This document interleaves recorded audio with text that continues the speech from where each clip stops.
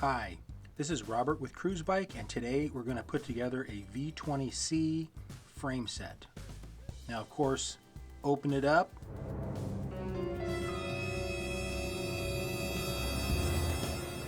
Now, while I can't be there to build your frame, certainly you can with a little help from this video. We'll start with our V20c frame. We have our boom. We have our slider. We also have our carbon fiber fork, our chainstay, we have the handlebar set, and of course we have the stock seat and stock headrest tubes. Also inside you will find the grip tape for the handlebars and the through axles, very important, those are included. And now let's go over the small parts. We have the headset bearings. We'll go over that when you install them on the fork. We have our seat back yoke that goes around the frame. We also have our derailleur hanger and nut that goes on the outside of the chainstay. You will note in the picture it also has a small pan head style screw that holds it together. We have our handlebar clamps and hardware. A special note on the hardware for the handlebar clamps and the chainstay clamp are almost identical. One, they're slightly shorter than the other. We'll cover that during assembly. It's very important to use the correct ones. We also have our front derailleur mast and the associated hardware that goes with it. If you are using a double chainring setup, you will want to install this. If you are using a 1x setup, then you can skip that step.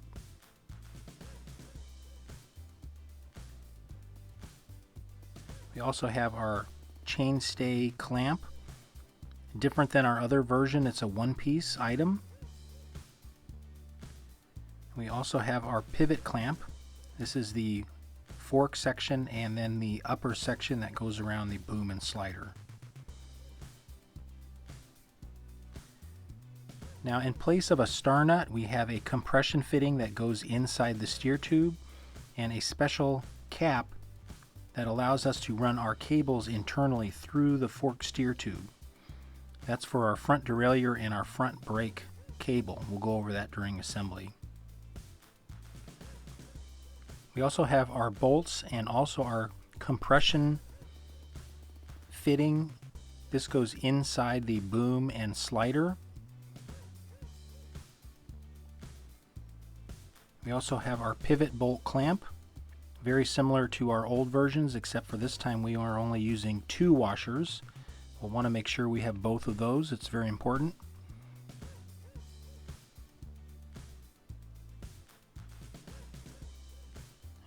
We also have our other hardware for the chainstay clamp. In a separate bag you should have seat hardware. We'll go over that when we install the seat.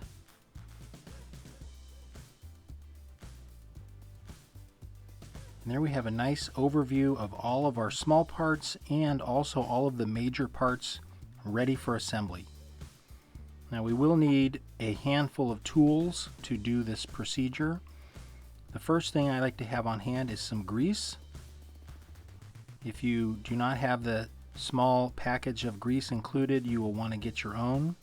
We'll have a set of Allen wrenches. We're mostly going to be using the smaller Allen wrenches, the 5.4, the 3, and the 2.5.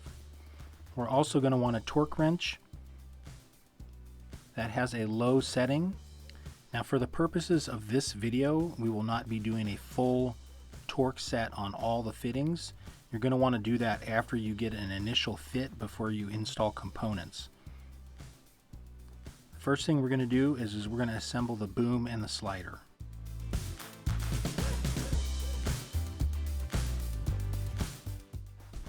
First thing we're going to want to do is on our slider, we're going to want to install the upper portion of the pivot clamp in the direction shown, with the angle facing away from the handlebars.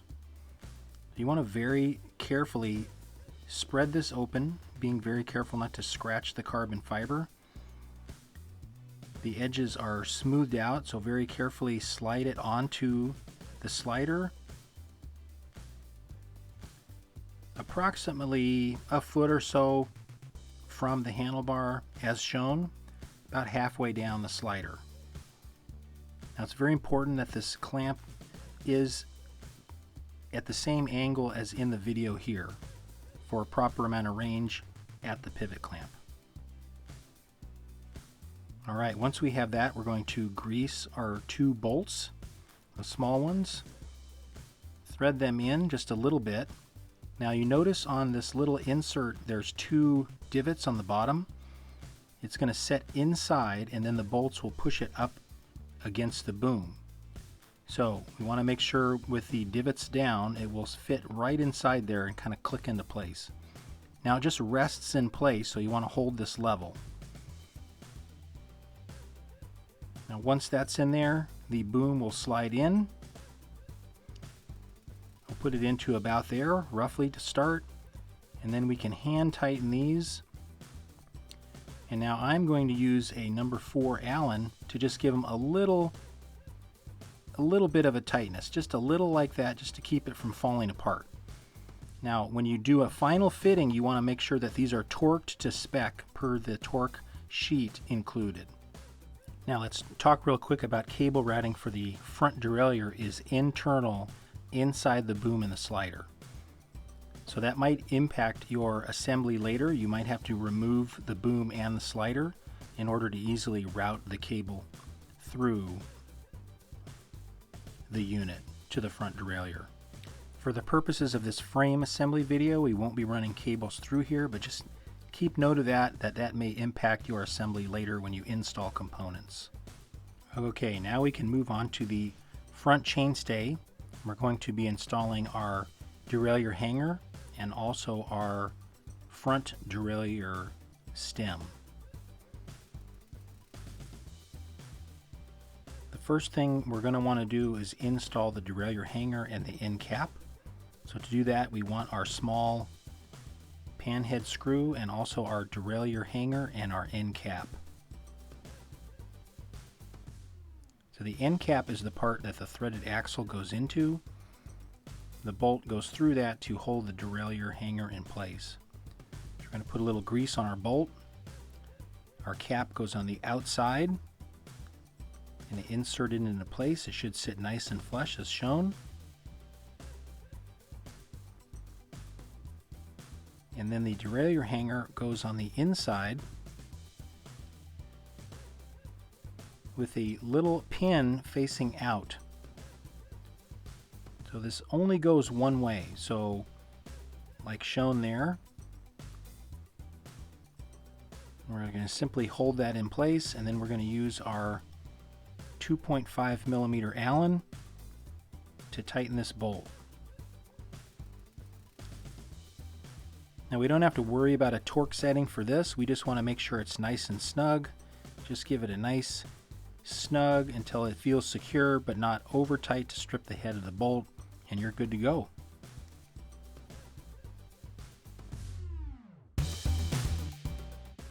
Okay, so now let's install the front derailleur post. It's going to fit inside the hole and then it'll bolt up through the bottom. So the first thing we're going to want to do is get out our derailleur post and all of our hardware, which should include the small bracket and the large bolt and a washer that attaches it. We should have a small Allen set screw, and then we have a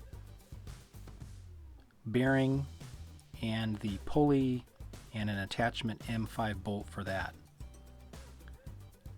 Let's install the pulley first. Now I like to install the pulley with the large edge of the pulley to the outside, then with the edge of the bearing to the inside. Now it's going to depend on your derailleur how the cable lines up best with the pulley and then to your derailleur, but this is the default setup I like to use shown here. Gonna make sure that's nice and secure. Now we're going to install our small end cap, you can see that the bevel is facing the bottom. Then we will put a little bit of grease on our small Allen head screw, little set screw to hold the post in place. We're going to snug this down. Again, do not over tighten this, just give it a nice and secure snug to make sure that the post will stay nice and secure on the mount. Now notice how the bevel is towards the bottom. That's so it clears the edge of the chainstay. It's going to fit right in just like that, and then we're going to bolt it from the underside through the bolt hole using the M6 bolt. Going to use our 5mm Allen to secure it. Note there's no torque setting here, just make sure it is not over tightened. Just give it a nice secure cinch down, and now your mast is installed.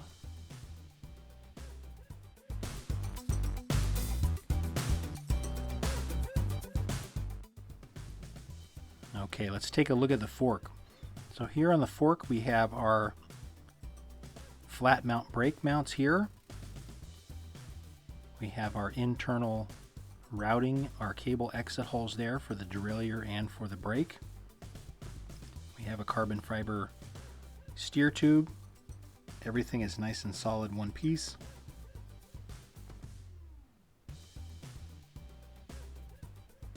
Now for the purposes of this assembly video, I'm going to run cables at the same time. So here I have some 6-foot length of housing.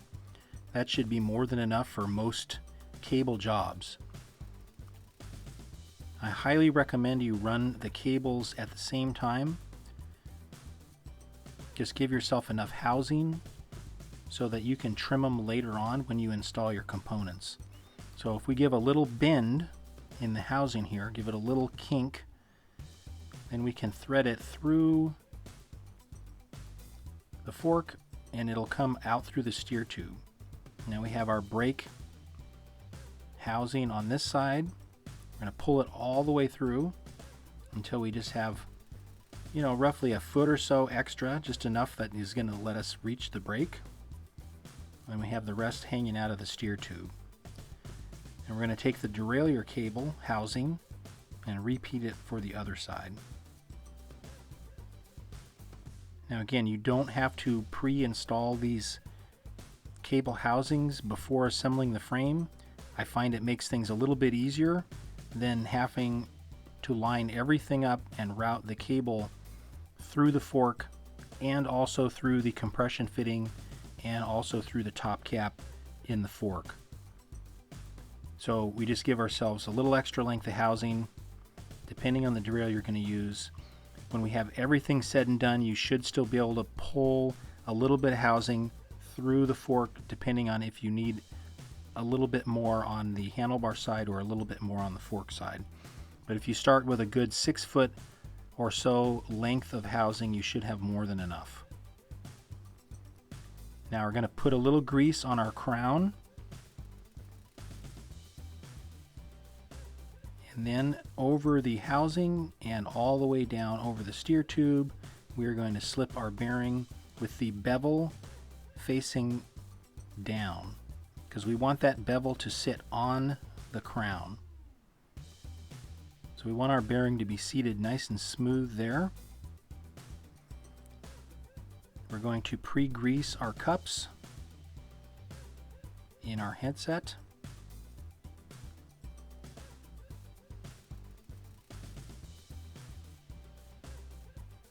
On the top as well. Then we will route our housing up through the head tube. Then we will put our fork right up in through the head tube, resting onto that bearing.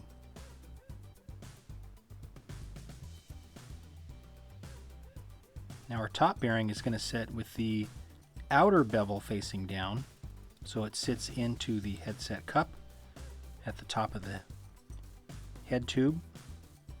We'll put that over the housing and then down over the steer tube.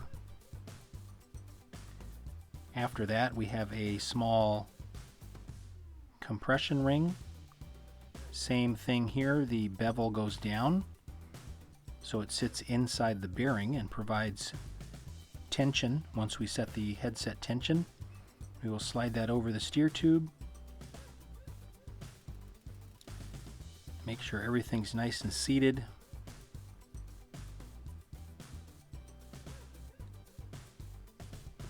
Then we have a small spacer ring. Very important. It's basically a headset spacer, except it's going to go on before we put the pivot clamp on, because it's going to give us the correct amount of space between the top of the steer tube and the top of the pivot clamp. So once we have that spacer on, then we will take the top portion of our pivot clamp. We'll make sure the bolts are a little loose so we don't have any tension on it in advance. And we will slide this over our cables and down onto the steer tube.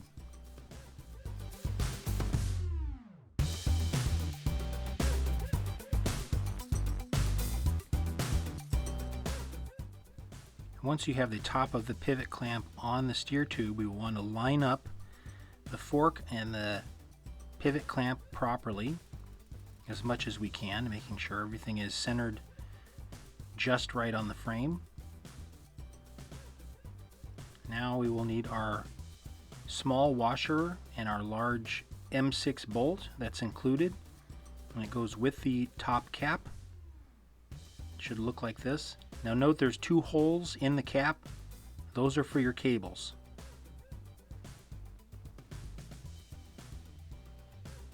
We'll also have our compression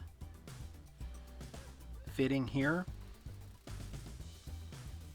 This we have to install into the steer tube before we can install the top cap. Now this is where things get a little bit tricky. I want to thread the compression fitting onto the housings with the bolt side facing up. Now I want to insert this down into the steer tube, making sure that the cables are on the correct side, left and right. Derailleur side on the derailleur side, brake side on the brake side, so we don't have them all twisted up. That will allow us to be able to still freely move these once we have everything tight. So without anything being twisted inside the fork crown, we will insert the compression fitting down into the frame. You might have to tighten it a little bit so it's not just falling inside the steer tube. And we're going to take our Allen that fits inside the center bolt.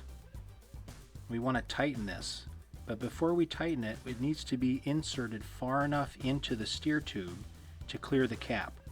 So you're going to want to make sure, use the end of a wrench or a small ruler or a small poker to make sure that it is down just far enough to clear the cap, plus a couple millimeters.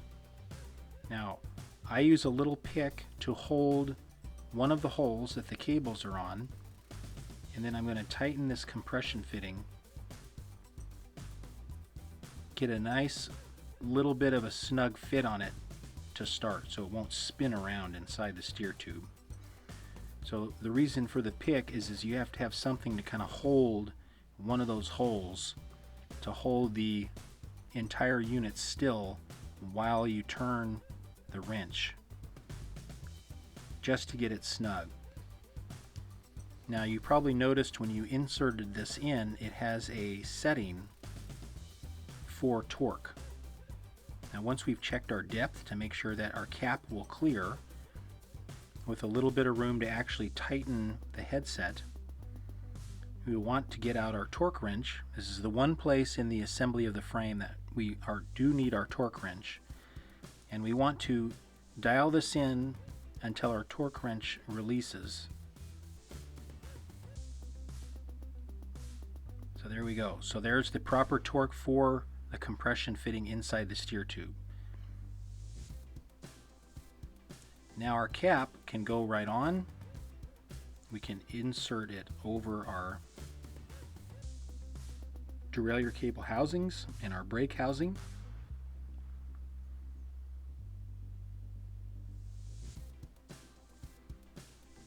Slide it all the way down. Again, make sure nothing's twisted. And then insert our M6 bolt. Now we can tighten this. We can just use a hand Allen wrench here to set our headset tension. Now this does have a torque setting. It's lower than the compression fitting because we don't want it to twist the compression fitting on the inside. And we can set our headset tension with that. Now it may not be as much as you need. It may be a little less. That's okay. Just feel those bearings, make sure your headset has the proper tension on it and not too much. Line everything up nice and level with the fork axle completely perpendicular to the frame. Then we can tighten down our 2 bolts on the clamp. Now we're just going to give them a little bit of a tightness at the moment because we're going to be doing a full fit later and we might need to adjust it a little bit. So right here I'm going to tighten the 2 bolts on the pivot clamp just a little bit, just to make sure everything stays nice and snug while we do the rest of the assembly. It's just a little bit, like a 1/4 turn past hand tight is all you need. Now if we've done everything prop, we can still move these derailleur cable housings up and down with no binding. So again, this is not the only way to do this. I just find it's easier to have the housings already installed when doing this assembly. Now we'll take our pivot bolt clamp, a slider piece, and we will put a little bit of grease on it. And with 1 washer on the sleeve portion, we will go through the top, and then we will have 1 washer on the nut side, and we will tighten this down. We use our 2 5s. I just tightened it down a little bit. Again, I'm not using the torque wrench to set tension, I'm just giving it a preliminary setting. Now I'll take our through axle for the front. We will remove the tool. Very important to remove the tool. We will put a little bit of grease on the threads, and now we can very carefully install our front chainstay, insert our through axle through the fork, and just gently hand thread it into the chainstay. Once we have that done, our bottom bracket shell will rest right in the top of the chainstay, tying everything together.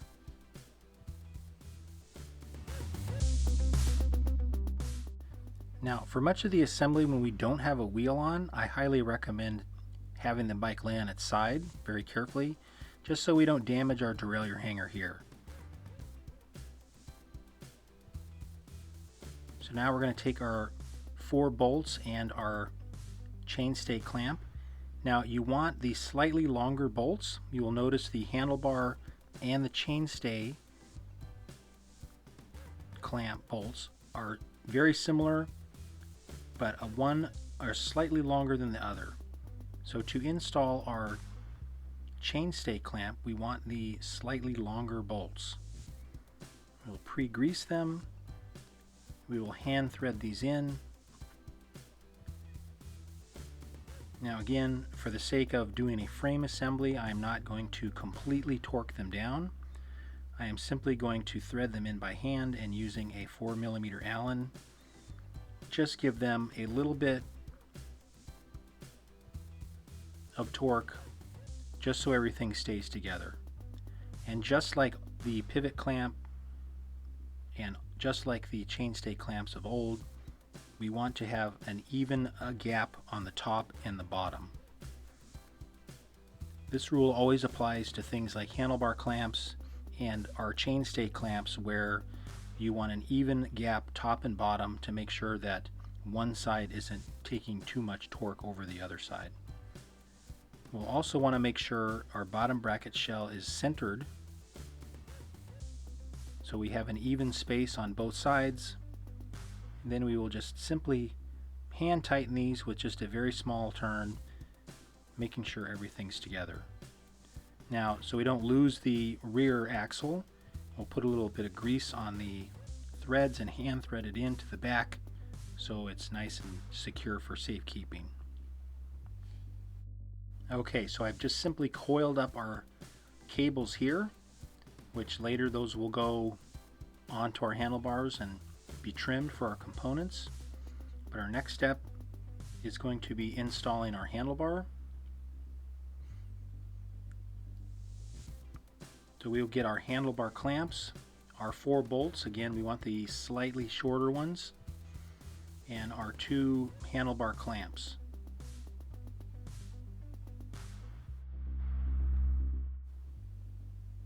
Alright, again we will pre-grease our threads a little bit here, making sure everything's nice and greased.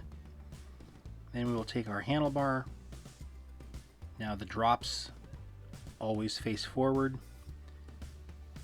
For this build I'm just using the stock bar that it comes with.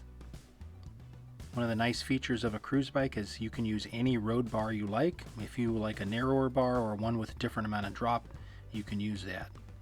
Now here's the difference between the bolts. You can see one is slightly shorter than the other. Short ones for the handlebar, longer ones for the chainstay clamp.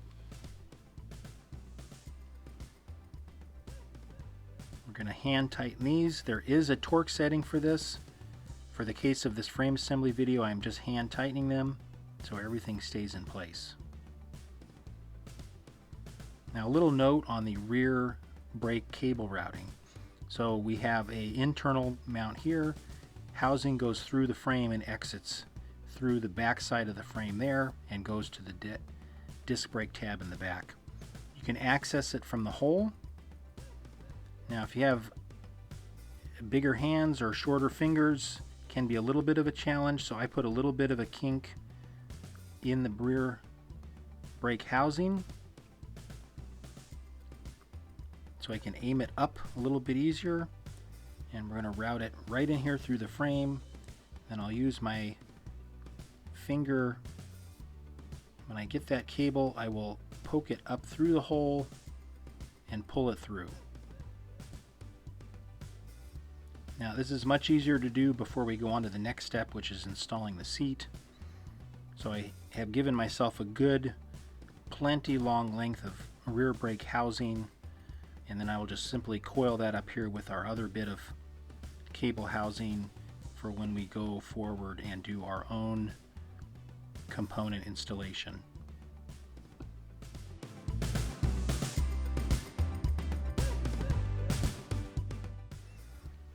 Okay, so let's move forward to the rear of the bike and loosen our Perez clamp bolts. The Perez clamp is already pre-installed in the frame set.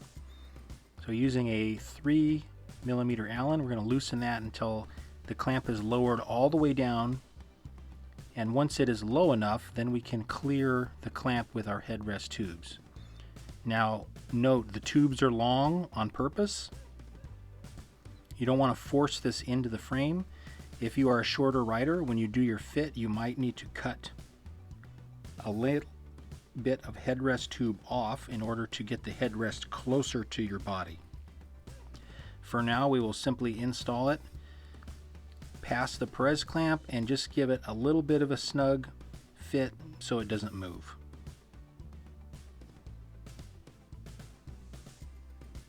Now we'll take our seat and our yoke, and out of our hardware for the seat we have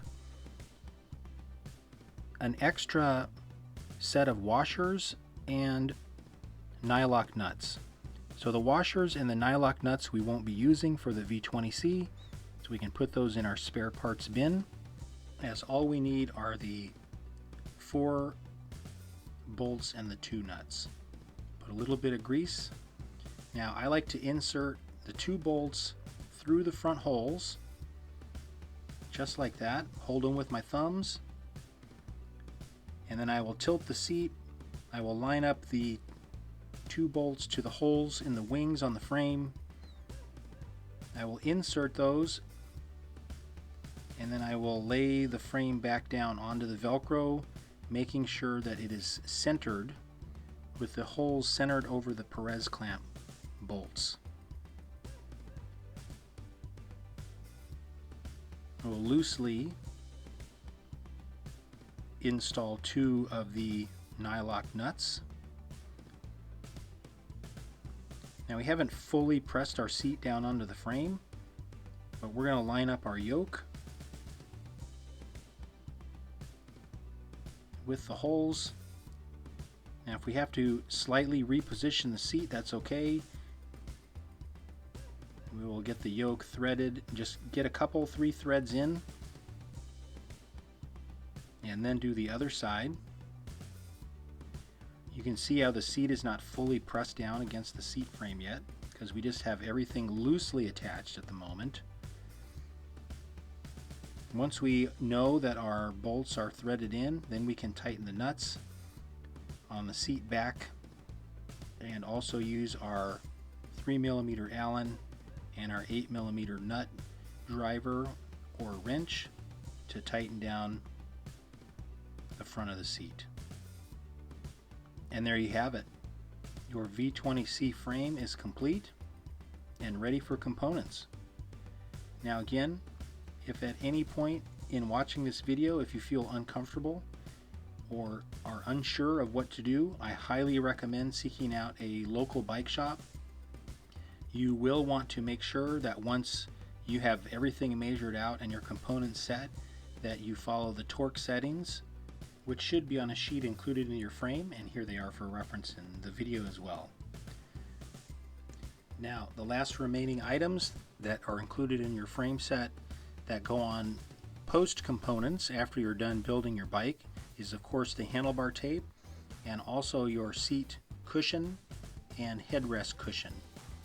Both of those go on after you're done using the included Velcro that's attached to the back, and the headrest cushion simply slides over the top of the headrest bars. Once you have everything complete, you will be ready to ride. If you have any questions, please feel free to contact us at support@cruzbike.com. Thank you so much, and thanks for watching.